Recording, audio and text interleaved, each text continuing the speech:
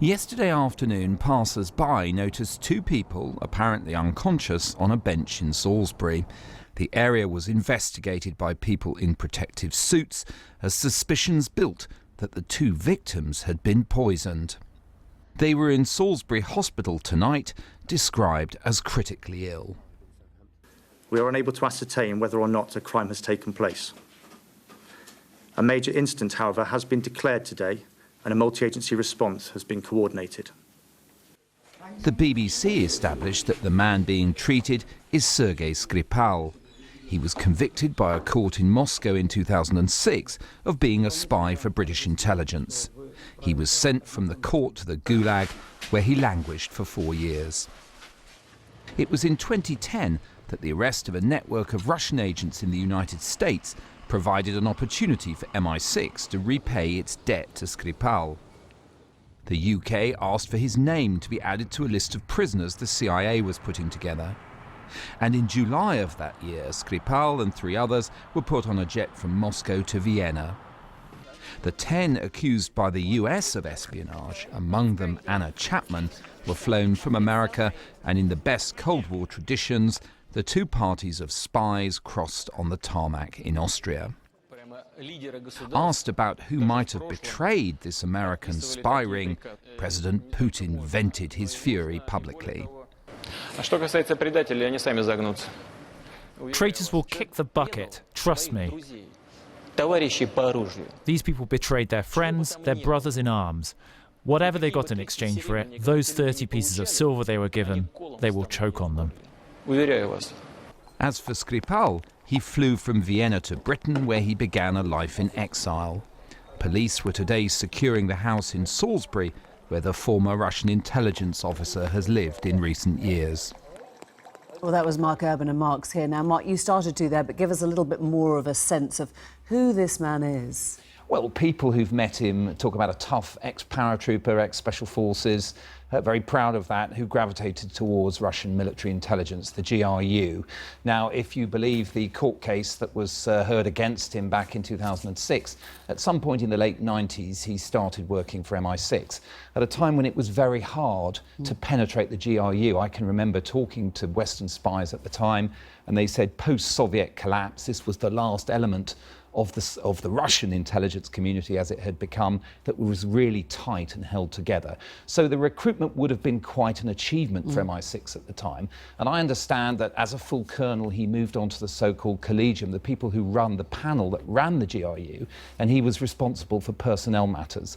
So he would have been in a position to open up the complete order of battle of the GRU in Western embassies throughout the early 2000s, throughout the early noughties, before he was caught.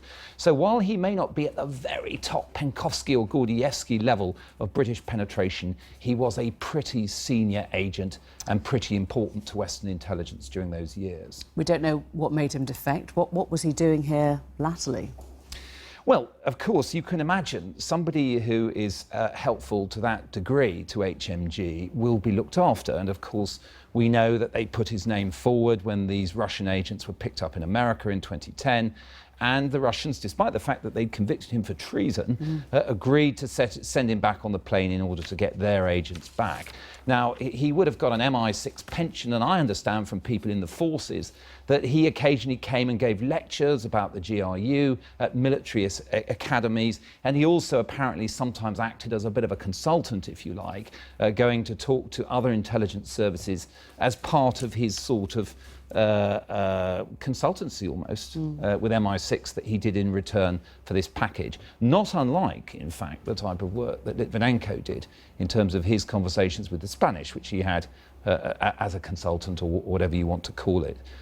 And yet he's now lying critically ill in a hospital in Salisbury, found in a very public place. What is your sense then of what has gone on? What are the theories? Well, as far as one can establish, he was a man without an enormous number of connections to other people, like in Salisbury or beyond. And he had a small nuclear family. Now, we know that his wife, Ludmila, died in 2012 and is buried in the UK. His son died last year, very early, but after an illness. People I speak to say they do not regard it as suspicious. But nevertheless, he was clearly in a vulnerable state. Only one member of that family still surviving, his daughter. And it seems to be the case that someone was seeing him last week, came to, if you like, help him out, perhaps at a difficult time after several months after the loss of his son. Now, we know that the son, although he died in Russia on a holiday there, was repatriated to this country and is buried in this country. So there are all kinds of possibilities that somehow the repatriation of the son or the visit of someone else coming from Russia to see him may have been a way that could have been used to fix his location and try and find out where he was. I mean, all of these are purely hypotheses at the moment because, as you said at the very beginning of the programme, no foul play has been proven. But if you were looking for how he might have been found, those are some of the things you might be looking at. Mark, thank you. Stay with us. We asked the Russian government to come on Newsnight tonight. They wouldn't, unfortunately, but joining us now live from Brussels is the former MI5 agent Emily Maitlis, and here in the studio joined by Bill Browder, who calls himself Putin's enemy number one, whose lawyer, Sergei Maitlis, was, he believed, murdered by the Russian government. Very nice of you both to join us. Bill, I'll start with you because you're right in front of me. What is your sense of what has gone on here?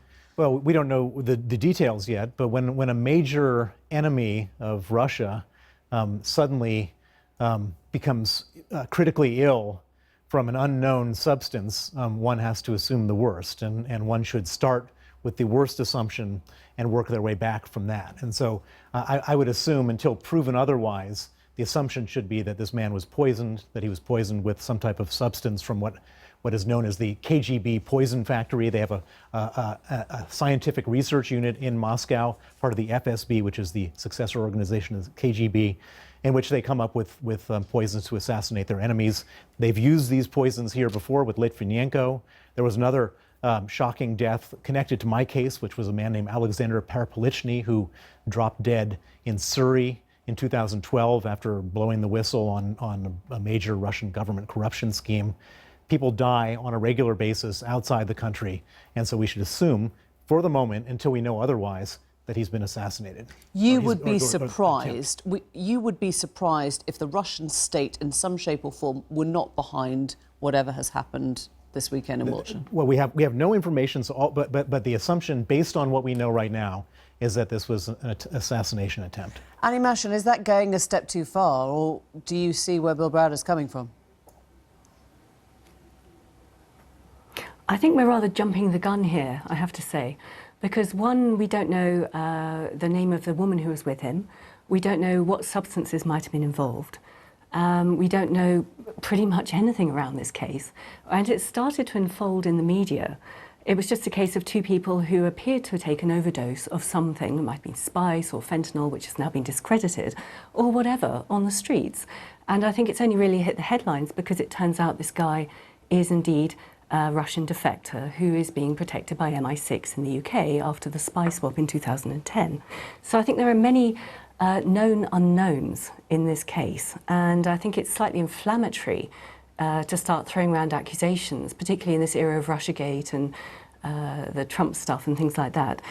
I think also it's also understandable that there was an immediate decontamination exercise around this case. Once this person's name had been fed into the system, once he'd been taken to hospital, once the police reported it, there would have been a red flag.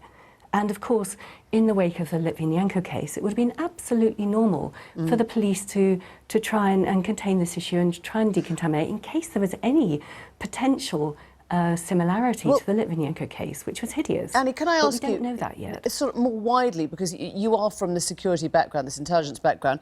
Explain to us what happens in a spy swap. I mean, when these people are transferred from one country to another, what kind of protection are they given? He would have been on all the lists, presumably, for MI6, for MI5, wouldn't he? Absolutely. I mean, from what I've seen in the reports, I don't know, from the inside, obviously, from what I've seen in the reports, this guy was a high-value asset for MI6 for at least 10 years. And then he was caught and he was prosecuted and he went to prison in Russia in 2006 for identifying the names of British agents in Russia, which is, the crown jewels of intelligence. So it was a very serious crime. In the UK, we would also see that as very serious crime. And then he was swapped in the 2010 spy ring case, which involved Anna Chapman and other Russian illegals being swapped for four suspects from, four convicts in Russia. So, you know, you're looking at a swap of 10 Russian illegals, allegedly, for 4 convicted people in Russia. So he must have been pretty high value. Bill Browder, why would you assume that the state would intervene at this point? I mean, what is it? If this happened in 2008, 2010, you know, nearly a decade ago, why would this happen now? Well, so what you have to understand about Russia is you have many, many hundreds of thousands of people who work in different branches of the security services, et cetera. And they're not motivated people, they're not loyal people, they're not necessarily honest people.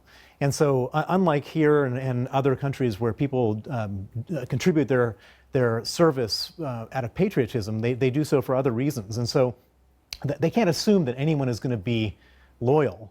And so the only way that Putin can assure loyalty is to absolutely viciously and completely punish disloyalty, no matter where and when and how. And so he has to create an incentive, a terrible incentive, so that everybody else around says, you know, if I in any way veer off the track, do what this guy did, then terrible things are going to befall me in the way that it's done to him. Does that make sense to you, Emily Maitlis, that this is somehow Putin reasserting a sort of a flexing of muscles? I mean, obviously, we don't know anything about foul play at this point, but as a way of operating by the Russian president? One, it would seem unlikely in this particular case because they would not have handed him back to the West if they'd seen him as being a threat. But two, I find that a slightly bizarre statement from your other guest in the sense that, yes, a lot of patriots go and work for the intelligence agencies in America and in the UK. I mean, I was one of them, that was my motivation, and across the rest of the West. However, a lot of patriots also do the same thing in Russia. And to try and make a distinction between the motivation, I think, is slightly disingenuous. Bill Browder. Oh, I don't really know, you know, what I can't really say for sure whose motivations are where, but what I can say for sure is that Putin, and we saw this completely and absolutely with Litvinenko, that Putin makes, the way Putin operates is to make examples out of people.